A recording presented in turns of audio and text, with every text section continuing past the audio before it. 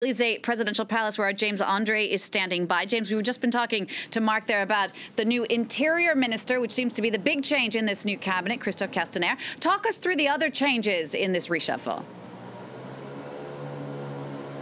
Well, there are indeed a few changes. The Minister of Agriculture is being changed. There again, it is a new minister who is 59 years old, who is taking this job.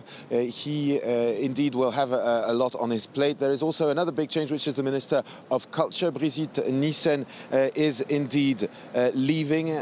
She is to be replaced. There are quite a few hiccups as far as she was concerned. Now, there is a new minister, and there are a lot of reforms to be conducted as far as culture is concerned here in France. So a lot of work there as well. But this is not a major cabinet reshuffle. After 2 weeks of waiting, a lot of observers were expecting something more radical. But indeed, Emmanuel Macron has chosen to confirm much of his team.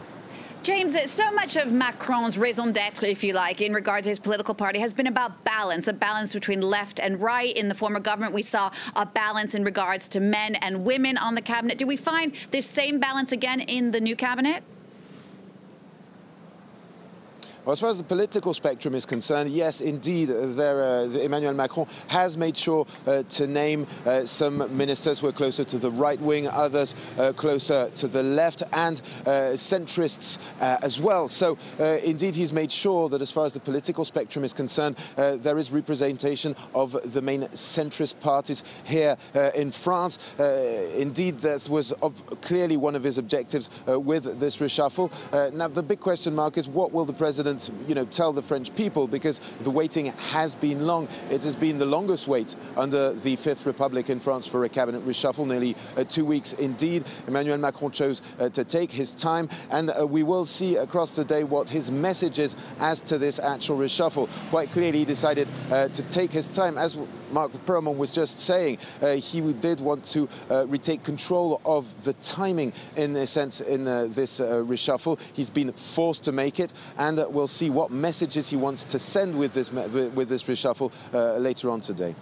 James, President Macron has been criticized in the streets via protest for his economic reforms. His finance minister is staying on. I'm guessing that means to say that Macron is determined to stay the course. Absolutely. Bruno Le Maire is indeed staying and confirmed in his position. Yes, Emmanuel Macron has decided to stick to his guns as far as the economy is concerned. His objective is to make profound reforms as far as the French system is concerned, and he is hoping that these reforms will bear fruit rapidly.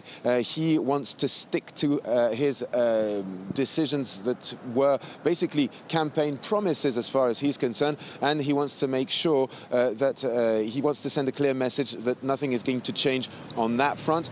Indeed, he's been criticized, but as far as that is concerned, he is very much staying on his line. In other news,